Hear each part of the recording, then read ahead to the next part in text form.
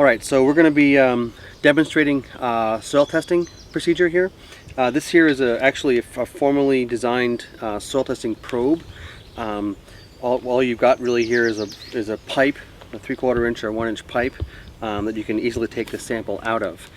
Generally, when taking a soil sample for a lab report, I like to suggest that 5 or 6 samples are taken from the area that is to be tested, not just one sample, and from the, across the space of the area.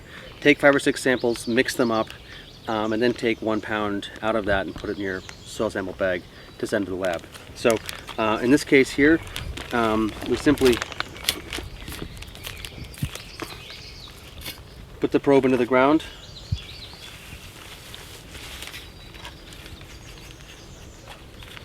Take out the core. I recently tilled this soil, so it's not going into the probe very well.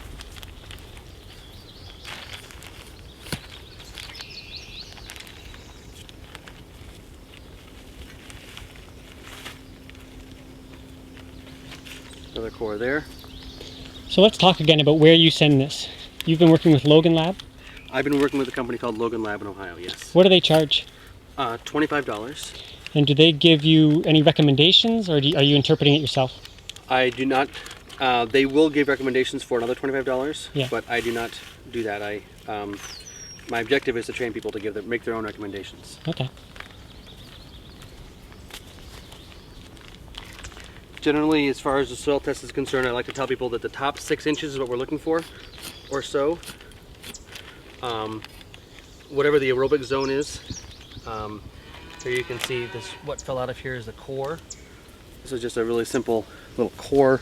This is what's coming out of the probe, and there's a little bit more left in here in the bottom. So, and if people just have a shovel, that can suffice. If you've got a shovel, that's fine, or a a trowel.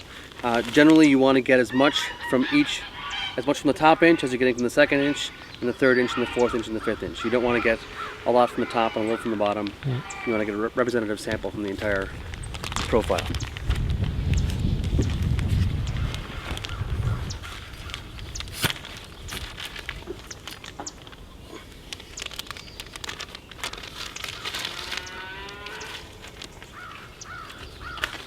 All right, and one more.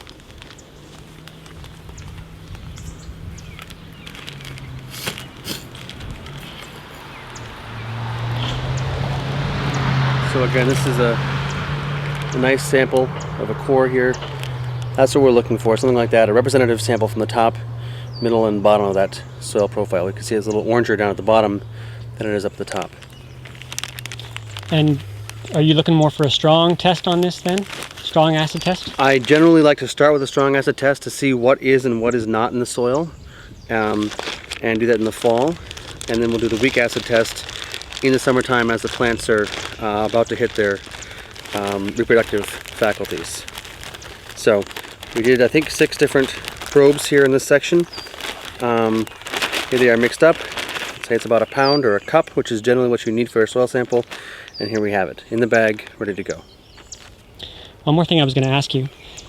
You're basically recommending that people usually shouldn't go to their local free lab. It's usually better to go to one that's doing a base saturation test, and maybe thinking more organically?